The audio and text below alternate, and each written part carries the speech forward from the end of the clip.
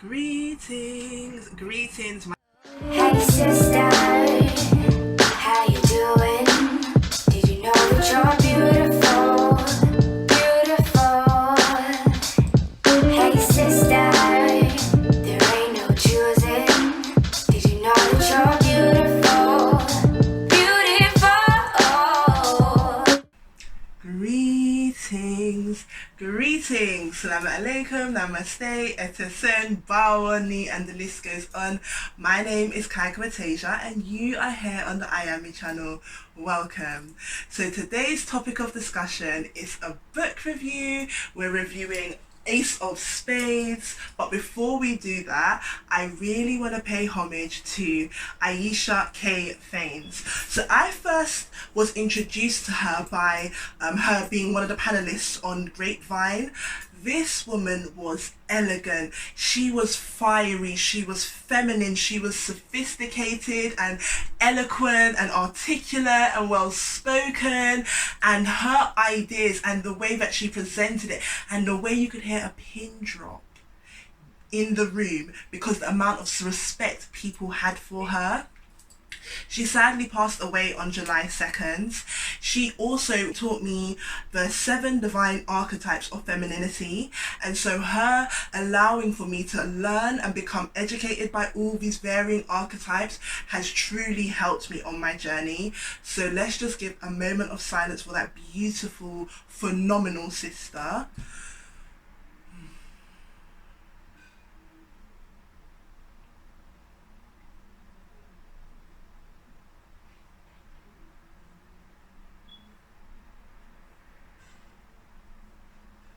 On that note, let's start with Ace of Spades. So the synopsis is two young Melanites go to a very elite, affluent, bougie school, and they find this anonymous texter who's essentially trying to dun their life. I feel like that summarizes it really well. The description for the book is Gossip Girl meets Get Out, and I can completely see why they described it in that way.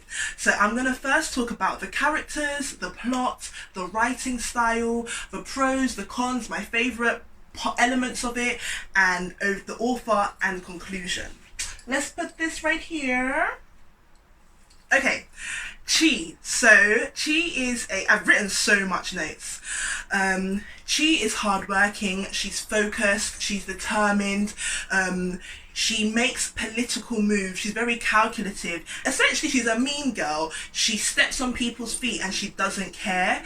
But I know that hurt people, and so in real life, I wouldn't deal with someone like her at all, but because she's a character, I wanted to offer her grace. And actually, when you go through the book, you find out that she's into rom-com, she's quite sweet, she's open to new friends, she is appreciative of her mum's culture. Another indication that you can see this character is gentle is her intense remorse and like her unshakable paranoia towards an incident that happens. It shows that outside of school she's actually very much so a person and very connected to her heart. By the way, I keep on referring to her as Chi. Her full name is Chiamaka Abidayo. Another thing that makes me want to offer her grace and extend some kind of love to her is that she's a loner. She ain't got no real brethren. All of her relationships have been dependent on putting her somewhere to get up the popular ladder. She's an only child, so she ain't got no siblings, no cousins. You don't hear her referring to people outside of school. Her parents are both doctors, and so they're not home oftentimes. One of the things that I liked about Chi is that she's accountable. She knows that she's a mean person. She knows that she can be a bitch at times. She knows that she does wrong things, she does bad things, and I actually think that's one of her insecurities, because in a way she's kind of like a humbug, hard and minty and strong on the outside, but soft and gooey and chewy on the inside. So having to be both of these characters, it's causing like self-conflict. When it comes to Chi's parents, I have to question them, because although there are examples of them displaying love to her, her mum braids up her hair, her dad cooks Nigerian food with her, they don't have an emotional, intuitive connection to her child. Throughout this book, Chi goes through Wahala and they didn't notice nothing. They didn't notice that Jamie, who was her best friend, stopped coming every 2 weeks. How were they not in tune with her? How did they not realise this? Talking of Jamie, oh my god. Jamie is a... what's the word? Jamie is a psychotic, gaslighting idiot who basks in misogynoir. Like, he hates her. Jamie is without conscience, and whether he likes to admit it or not, I think he did have some kind of emotional connection to her. You can't spend 4 years with somebody intimately connecting to them and not have no... Actually, yes, you can. If you're a narcissist, you definitely can. And that's all I'm going to say about Jamie. Okay, what else have we got here? Chi, come back. Chi's main flaw is her naivety. She trusts that people will do the right thing at the right time and everything's going to work in her favour. For example, when Chiamaka went to the journalist, she had an interview straight away, and then they were able to help her out the following day. If that's not a red flag, I'm not sure how she didn't notice it. Like, all the school that she's been schooling, they didn't teach her about conglomerate. They didn't teach her about institutions and how they interconnect. However, the highlight of Chi has to be her confidence. It gives her comfort, it gives her bravery, it makes her stand up for herself, it is embedded in her core, and it exalts her through so many of the chapters. So let's move on to Devon. Oh, actually, one more thing. Okay. Chiamaka is not black, Chiamaka is biracial, and I think that's a really important conversation to have for two main reasons. One, people of mixed heritage have a completely different experience from the black experience, and that needs to have its own table and its own conversation. Now, let's move on to Devon. Devon is my favourite. I call him Day. Devon is my favourite character in this book, hands down. He's also one of my favourite characters in general. The people that I can think of is Devon and Queenie. In the last couple of years, they really have a soft spot in my heart. Devon, how do we describe Devon? Devon is introverted, he's calm, he's nonchalant. How can I forget, he's also a music prodigy. He is soaring in playing piano, and his hopes and dreams is for him to get to Juilliard, which I think is like a bougie university for music, and she wants to go to Yale. So, the things that I loved about Devon, I loved how the hardness of his environment did not impact the softness of his heart. It was like his neighbourhood and his emotions were in juxtaposition. Devon comes from the hood, he comes from the rough side of it. It is evident that his environment is poverty stricken and there's a lot of drug dealing that goes on there. Despite Devon going through so much trauma, he feels it, but he does not allow for it to stay. He lets that pain know that it is not welcome here and it is just a guest. Most of us, once you start to experience a certain level of pain and trauma, our hearts become scared and scarred. We do not want to deal with it anymore, so we put up heart walls, we block out people. But it's evident when he allows for Terrell to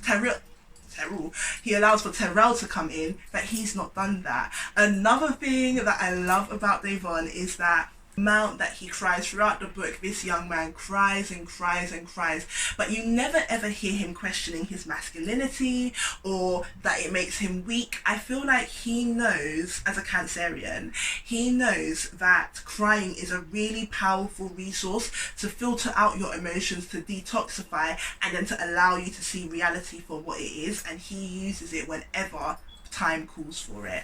Right, I just mentioned Terrell. Terrell is a top pagan. Terrell is a pagan. No, I do not think that he should be given a second chance. I don't think his actions are rectifiable. Dr. Maya Angelou, aka Granny, says that if someone shows you who they are, believe them. And he showed who he was. He had 3 partners throughout the whole book. One, actually, two. Actually, they were all useless. As I was just mentioning them in my head, I just clocked they're all useless. But we get to see a black young gay man's experience, and I love to see the softness of it, the delicacy of it, the vulnerability of it. I thought that was really beautiful, but not but, because but cancels out what I said previously. However, when Devon and Dre were intimate for the last time, I could have slapped Devon then and there. Oh my gosh, I wanted him to do better. In his defense, he made a conscious, acute decision, and that's for him to make. So Devon's mum thought that taking him to a better school automatically meant a better life, and boy would she be surprised. For example, I went to Whitefield School, which was like, I think the 4th worst school in either London or England. My friend went to Mill Hill, which was always top of the league tables. We both got to the same college. And that's just to say, you know, sometimes it's better off going to the inner city urban school and then have private tuition. My school predicted that I was going to get a D, imagine. And that was only because I came from a single parent household. Anyway, I showed them.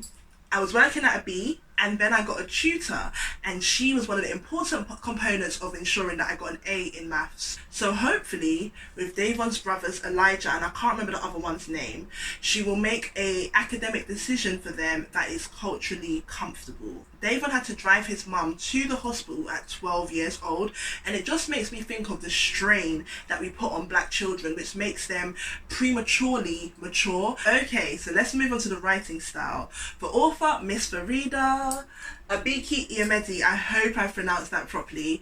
Her writing style was very simple, and I'm assuming it's because it's written for young adults, but it just felt like a good pair of jeans. It was simple, it was effective, it did the job. The author uses a lot of repetition.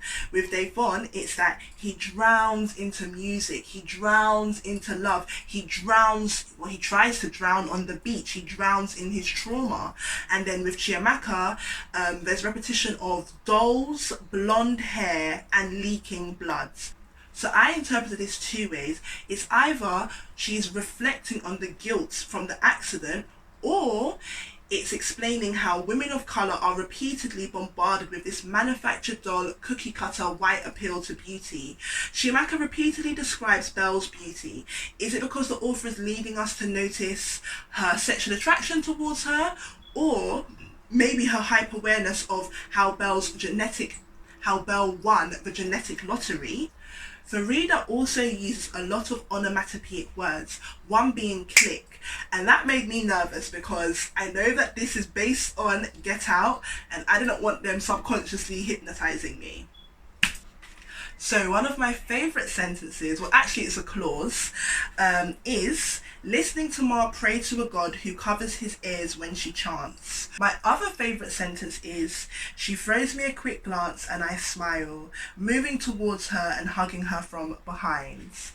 So Devon, a gay man, is talking about his good brethren now, Chiamaka. This is, let me not give too much away. But when I hear that sentence, automatically you think this is the beginning of foreplay, this is about to become romantic. But really, in this situation, it is a reflection of their trust towards one another, the intimacy, the vulnerability. To allow for someone to hug you from behind is a very intimate. I just remembered another favourite. Oh my gosh, it come like honey, molasses, sugar chocolate. That last page was the ending that I did not even know that I needed. Let's move on to the themes of the story. So one of them is institutional racism. I double checked the definition of institutional racism, and it was talking about racism being embedded into an institution so it's normal and well accepted by society. But I wouldn't say that it's embedded. I would say it's the foundation of many institutions that are in contemporary society.